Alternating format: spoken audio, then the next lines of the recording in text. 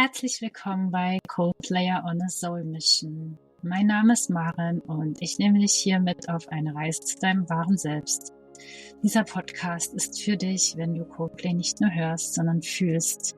Wenn ihre Musik dich an etwas Größeres erinnert, an Liebe, an Freiheit und an das, was du wirklich bist. Hier geht es um Selbstermächtigung, Transformation und deine innere Freiheit. Ich begleite dich auf dem Weg, deine eigene Wahrheit zu leben, alte Begrenzungen und Muster zu lösen und dein volles Potenzial zu entfalten, für dich und für die neue Welt. Lass uns gemeinsam eintauchen in die Magie des Universums, in deine Herzensweisheit und in eine Welt voller unbegrenzter Möglichkeiten. Schön, dass du hier bist. Und ja, ihr Lieben, herzlich willkommen zu einer neuen Folge meines Podcasts. Heute geht es um ein Thema, das so tief geht, dass man es mit Worten kaum beschreiben kann. Aber auch ein Thema, das jeder von uns kennt und auch so wenige wirklich in der Tiefe verstehen. Wo es aber unzählige Songs und Filme drüber gibt, nämlich die Liebe. Aber um die wahre, wahrhaftige Liebe. Was meine ich damit? Es ist eine Liebe, die nicht an Bedingungen geknüpft ist, die sich nicht an gesellschaftlichen Normen orientiert. Weil ich mich dann auch immer frage, wer legt denn sowas fest, wie was zu sein hat, was normal ist. Das ist eigentlich totaler Quatsch. Sondern es geht um eine Liebe, die auf Seelenebene existiert. Und ich sage immer, die Seele hat einen Menschen, hat einen menschlichen Körper, um sich auf der Erde fortzubewegen, und nicht andersrum, der Mensch hat eine Seele, sondern die Seele hat einen Menschen, weil wir sind alles unsterbliche Seelen. Und ja, diese Art der Seelenliebe, die heilt, die transformiert und die fordert auch ganz schön heraus und führt uns aber letzten Endes zu uns selbst zurück. Und ja, ich teile hier meine Wahrnehmung, meine Erfahrung und lade dich herzlich dazu ein, zu lauschen. Und weiß, vielleicht geht es dir ja auch so. Also wir leben gerade in einer Zeit des Wandels, das kann man immer leugnen, und auf der Weltenbühne wie auch privat gibt es unheimlich viel Transformation. Und viele Beziehungen lösen sich gerade auf, weil sie eben nicht auf dieser Wahrheit basieren, sondern weil sie vielleicht aus Abhängigkeiten, aus Mustern entstanden sind, jetzt aber nicht mehr tragen. Und ja, das ist einfach nur ein Zeichen dafür, dass wir kollektiv in eine neue Dimension der Liebe eintreten. Und diese Folge hier nehme ich am 3.3. auf. Das ist auch ein Portal. Es ist tatsächlich ein Portaltag, aber auch der 3.3. ist von den Zahlen her ein kraftvolles Portal. Und wir sind jetzt in dieser Fischezeit, in der es unheimlich viel um Emotionen, also Fische, Wasser, ne, Wassertier, und Wasser steht immer für Emotionen. Ja, unheimlich viel um Emotionen geht. Und ich bin am Freitagmorgen, hatten wir diesen kraftvollen Neumond in den Fischen, bin ich morgens wach geworden mit diesem Impuls, diese Folge zu diesem Thema aufzunehmen, und war Feuer und Flamme, das zu machen, hatte dann aber einen Termin, und dann haben mich diese hohen Energien auch herausgefordert, dass ich körperlich so ausgenockt war, dass ich gar nicht großartig in der Lage war, da jetzt viel mich zu konzentrieren und ja, einfach nur das gemacht habe, was mein Körper gerade verlangt hat. Aber ja, gestern war Chris Martins Geburtstag, und wir haben auch diese kraftvolle 5 Planeten in einer Reihe. Also all diese kosmischen Ereignisse, wie auch ja die Sonnenstürme und die geomagnetischen Aktivitäten der Erde. Das alles dient diesem Wandel und dient auch der Wandlung der Liebe. Und ja, so habe ich mich gerufen gefühlt, diese Folge zu machen, und nehme sie jetzt halt heute auf. Genau. Ja. Also diese Seelenliebe, es ist so, manchmal kommt dann, ich fange anders an, ich habe mir vor ein paar Jahren wirklich nach einer, ja, eher einem enttäuschenden Ende eine Beziehung, saß ich einfach so da und gesagt, ich will jetzt die wahre Liebe finden. Ohne zu wissen, wie die wirklich aussieht. Also das war jetzt mein Weg der Reise und das hat einige Jahre in Anspruch genommen. Und mir wurden Menschen geschickt, mich dabei zu unterstützen. Und ja, ich habe das aufgeschrieben, ich habe es ausgesprochen, ich habe es dann auch aufgeschrieben und irgendwie hatte ich was gelesen, dass man dann diesen Zettel so gut versteckt, dass man ihn möglichst vielleicht gar nicht mehr sieht. Und das habe ich wirklich, ich habe es sehr gut hinbekommen, weil ich bin umgezogen auch vor 2, 3 Jahren und habe diesen Zettel einfach nochmal wieder gefunden. Aber ja, ich wollte die wahre Liebe. So, und die habe ich bekommen. Und ja, mir wurden eben besondere Seelen geschickt und ich weiß nicht, ob das euch so geht, aber manchmal begegnet man halt einem Menschen, man begegnet ihm und es fühlt sich an, man kennt sich irgendwie 2 Minuten und es fühlt sich sofort so vertraut an, obwohl man die andere Person ja jetzt nicht wirklich kennt, aber es fühlt sich einfach so an. Das ist einfach diese Erinnerung, ich kenne dich. Und das ist einfach diese tiefe Erkennung auf Seelenebene, noch bevor wir den anderen jetzt bewusst wahrnehmen. Und es klingt jetzt unheimlich romantisch, aber es ist eigentlich, es ist so viel mehr wie das. Und diese Seelenverbindungen sind eben keine Zufälle, sondern sie sind wirklich ein tiefes Geschenk, aber eben nicht in der Form, wie wir uns das jetzt wünschen, da kommen wir nämlich hin, sondern die ist dazu da, um wirklich dein Herz ganz, ganz tief zu öffnen. Das aber auch bedeutet, dass sie in deine tiefsten Wunden reinpieksen und die tiefsten Wunden berühren ganz alte, tiefe Muster und Verletzungen uns triggern. Genau, das ist unser Geschenk, weil sie helfen uns eben, diese alten Verletzungen zu heilen, unser Herz wieder komplett zu öffnen. Und ja, es ist sehr herausfordernd, weil diese wahre Liebe konfrontiert uns mit unseren allertiefsten Ängsten, mit Schmerz und Verlassenwerden, Unsicherheiten, Glaubensmustern. Aber wenn man sich tatsächlich nach dem ersten Widerstand diesen Weg öffnet, man hat auch eigentlich keine andere Wahl, muss ich ganz ehrlich sagen. Weil man kommt da nicht mehr raus. Das ist halt diese Absprache auf Seelenebene. Und das Ganze geschieht in Liebe, bevor man hier inkarniert. Man vergisst es leider nur, wenn man inkarniert. Und wenn es dann wirklich so weit ist, dass dieser tiefe Schmerz ausgelöst wird durch die andere Seele, dann findet es man halt immer so cool, ne? Aber ja, wenn man sich diesem tiefen Schmerz und dieses Gefühl, weil die andere Person sich nicht so verhält, wie man das gern hätte und weil der natürlich auch seine Punkte hat, die dann in dem Fall ich wiederum triggere und so, ja, geht man wirklich durch den tiefsten Schmerz. Aber dann passiert was Wundervolles. Und zwar, das Herz bricht nicht, sondern es öffnet sich. Und es macht Platz für eine Liebe, die ganz tief geht, leuchtend ist und wahrhaftig ist. Und die wahre Liebe wird uns eben immer wieder dorthin führen, wo Heilung geschehen darf. Denn wir alle haben Mauern um unser Herz gebaut. Durch irgendwas, was im Außen geschehen ist. Und ja, aus lauter Angst, dass da wieder verletzt wird es eben zugemacht. Und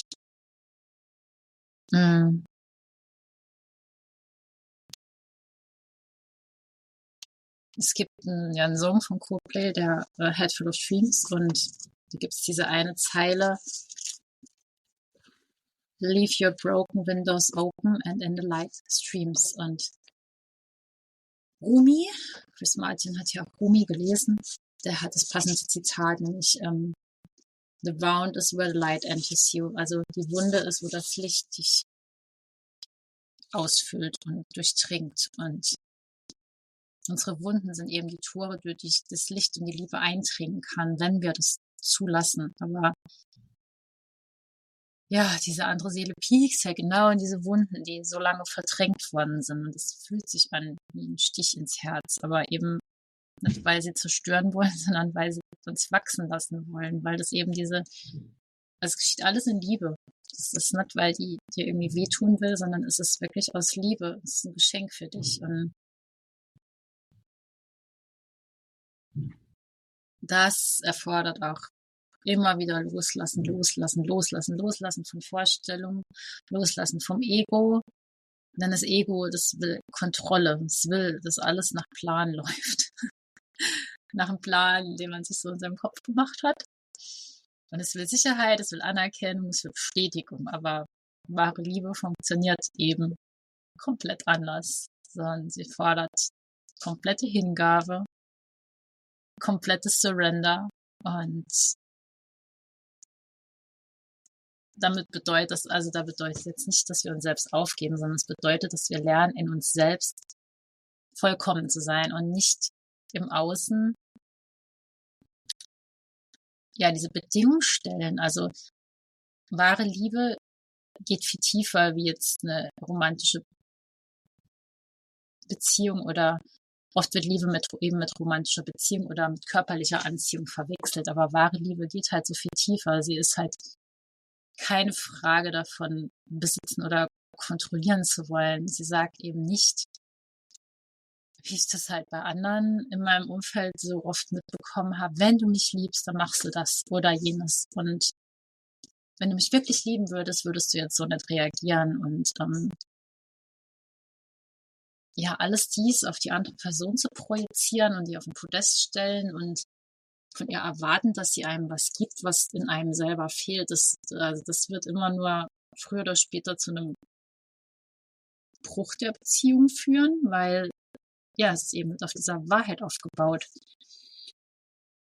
Wahre Liebe lässt frei, sie akzeptiert den anderen genauso, wie der ist und ohne die andere Person jetzt irgendwie ändern zu wollen. Und Liebe ist eben auch nicht das Festklammern an jemand aus Angst, dass man alleine sein wird, dafür immer alleine bleibt, ist eben auch nicht dieses Befüllen eines inneren Mangels durch eine Beziehung, sondern die wahre Meisterschaft der Liebe liegt darin, sie aus sich selbst heraus zu erfahren, sich selbst in seiner tiefsten Essenz als Liebe zu erkennen. Und ja, diese Selbstliebe in sich selbst, diesen göttlichen Funken in sich selbst zu finden, das ist eben ein ja, wahrer Weg der Meisterschaft. Und ich bin jahrelang selber durch diesen Prozess gegangen und habe oft gekämpft und Widerstand geleistet, weil ich dachte, es muss auch so und so sein. Aber das Geheimnis ist wirklich dieses Surrender und dem Leben vertrauen und dem Prozess vertrauen und einfach dieses Geschenk da drin zu sehen. Also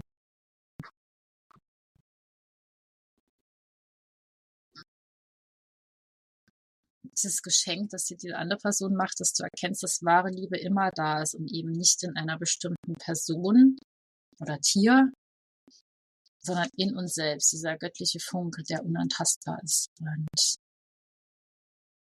ja, wir vergessen halt auch so oft, dass Liebe in verschiedenen Formen existiert. Es ist jetzt nicht nur die klassische Beziehung, sondern tiefe Liebe zur Natur, zu Kindern, zu einem anderen Freund oder Freundin, zur Musik, zu unserem eigenen Sein und geht eben darum, sich von diesen ganzen festgelegten Bildern in unseren Köpfen zu lösen. Und es geht niemals darum, dass ich jetzt einen Partner brauche, um mich selber vollständig zu fühlen, sondern es geht darum, selbst ganz zu sein. Und wenn in sich selber wieder diese Liebe freisetzt, also wenn man praktisch sein Herz öffnet, befreit und diese Herzmauern einstürzen lässt, wobei ja diese andere Person behilflich sein kann, und die Liebe wieder frei fließt aus deinem Herzen. Und Liebe ist die stärkste Kraft im Universum. Sie ist unendlich, das ist unendliche Fülle. Und wenn du selbst vor Liebe übersprudelst, dann kannst du die auch in die Welt tragen. Da ist genug da für die ganze Welt. Und die Liebe, die dir dann noch von außen kommt, jetzt in Form zum Beispiel von einer anderen Person, ist dann sozusagen der Bonus, das Sahnehäubchen auf dem Ganzen. Und wahre Liebe ist überall zu finden. Also, ja, ist eine der höchsten Schwingungen im Universum. Also Freude, Liebe und Frieden. Und sie gibt dir auch inneren Frieden. Wenn wir wirklich beginnen, diese Liebe zu fühlen, zu leben, dann erschaffen wir eine Welt, die aus Liebe kreiert und von Liebe getragen ist. Und der Herzöffnung war ein wundervolles Tool, das mir geholfen hat, die Arbeit mit der Pflanze des Kakaos, also mit diesem Kakao, den man jetzt mit ganz viel Zucker im Supermarkt kauft, sondern wirklich dieser reine Rohkakao, weil es ist eine herzöffnende Pflanze, die uns wohlschmeckend dazu, also hat die Natur so wunderbar hinbekommen. Ich bin ganz dankbar für diesen Kakao, dass der zu mir gefunden hat. Und es ist eine herzöffnende Medizin, die uns hilft, ganz tief in unsere Emotionen einzutauchen. Vielleicht hast du das ja selber schon mal erlebt in einer Kakaozeremonie und dabei fließen sehr oft Tränen, also bei mir, bei anderen auch. Und das ist gut so, dann diese Tränen reinigen, die lösen alte Blockaden und lassen die Emotionen, die Liebe wieder fließen. Und ich habe selbst erlebt, wie stark eben dieser Pflanzengeist ist. Und in diesen Momenten der Stille, wenn ich dann meinen Kakao getrunken habe und mein Herz ganz weit wieder aufgemacht habe, sind oft ganz tiefe Erkenntnisse geflossen und die Worte, die ich dann in diesem Prozess gejournalt habe, später und die mir dann nochmal durchgelesen habe, dann konnte ich es kaum glauben, dass die wirklich aus mir rauskamen. Ich was? Das habe ich geschrieben? Oh mein Gott. Und ist einfach so befreiend. Und wenn wir unser Herz halt echt offen halten auch für Schmerz. Also so ist das Leben. Es wird immer wieder was passieren, wo du denkst, das reißt dir jetzt den Boden unter den Füßen weg und es tut wieder so weh, aber nicht verschließen, nicht das Herz zumachen, sondern es einfach so annehmen, wie die Situation gerade ist und so weh es tut, du weißt, dass da drauf wieder, also auf Regen folgt wieder Sonnenschein. Und wenn wir uns wirklich öffnen für diese Intensität des Lebens, für Schmerz, aber auch für Liebe und für das Leben, dann durchströmt uns das alles und dann erleben wir das Leben in der reinsten, pursten Form und ganz intensiv und dann fließt die Liebe auch wieder uneingeschränkt. Und es geht eben auch nicht darum, jetzt komplett perfekt geheilt zu sein. Das wird auch niemals der Fall sein. Und es geht auch nicht darum, nie wieder verletzt zu werden, sondern es geht darum, das Herz immer wieder und weiter zu öffnen, denn je weiter du das öffnest, desto tiefer kannst du lieben. Und immer wieder das Herz öffnen, immer wieder vertrauen, immer wieder lieben und einfach im präsenten Moment sein und diesen Moment genießen. Ja. Und die Welt braucht die Liebe und sie braucht auch deine Liebe. Und wenn wir die Liebe eben zuerst mal in uns selber finden, dann aber übersprudeln mit ihr und die in die Welt hinausstrahlen, dann verändert sich alles. Also stellt euch mal wirklich eine Welt vor, in der jeder Mensch aus seiner wahren Liebe heraus handelt. Das ist diese A World Full of Love, über die Coldplay auch singt und One World und ja, da ist jetzt ganz viel Material in Moon Music vorhanden, im letzten Album. Und ja, eben diese Welt, in der jeder Mensch aus seiner wahren Liebe heraus handelt, eine Welt, in der keine Angst mehr herrscht, weil es gibt halt nur diese zwei Kräfte im Universum, Angst oder Liebe und diese Angst vor Verletzung ist ja eine Angst und das ist eben nicht die Liebe, ist nicht dieses Hingeben, Surrender, durchfließen lassen, sondern ist, oh mein Gott, das könnte wehtun, ich mache lieber mein Herz wieder zu, ich verschließe mich, ich hau ab, ich antworte jetzt nicht mehr. Und ja.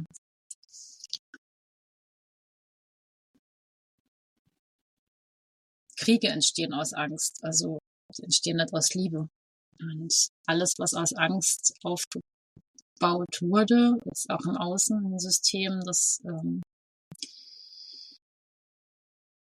wird sich nochmal halten können. Ne? Alles, was aus Angst entstehen, diese Machtposition, in der Krieg, Terror, sonstiges herrscht. Und das ist eben nicht aus dieser wahren Liebe aufgebaut. Aber ja, es wird sich halt, wie die Beziehungen auch, die jetzt zerbrechen, die nicht aus Wahrheit aufgebaut sind, wird auch das langsam zerbrechen. Und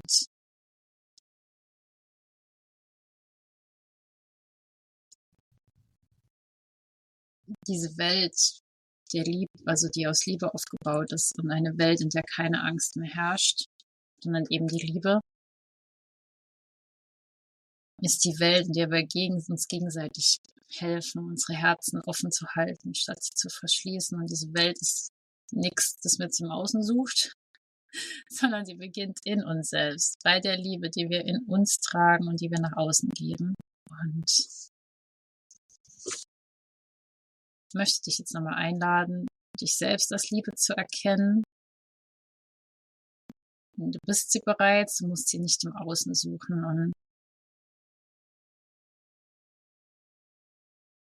ja, wenn wir aus der Liebe herausleben, wäre die Welt wirklich ein magischer Ort, dann muss kein Mensch mehr eine Maske tragen und würden wir einander wirklich sehen, wie wir sind, ohne diese Masken, ohne Erwartung, ohne Angst, sondern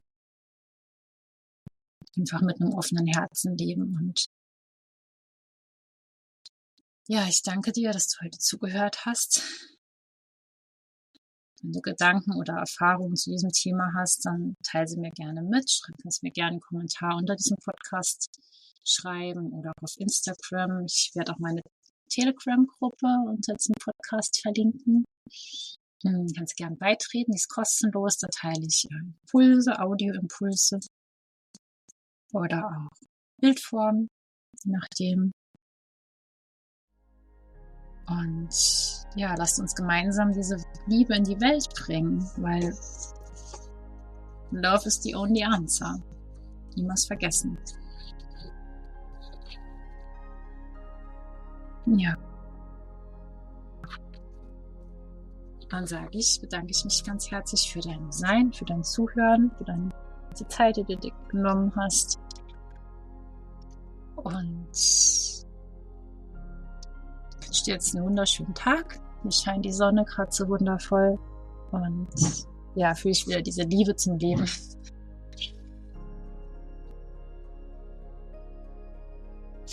Wenn du wertvolle Impulse heute für dich mitnehmen konntest, dann lass mir doch gerne a Sky full of Stars hier. Klicke dazu bei der Folge rechts auf die 3 Punkte, wähle Go to Podcast und dann kannst du mir eine Bewertung in Sterneform dalassen. Ebenso freue ich mich über wertschätzende Kommentare, entweder unter dem Podcast, kannst mir auch gerne eine Nachricht auf Instagram schreiben oder wo wir sonst connected sind. Aber mit allem hilfst du mir, dass meine Kreationen noch mehr Menschen erreichen, als auch die neue Erde aktiv mitzugestalten. Ganz herzlichen Dank dafür und bis bald. Ciao.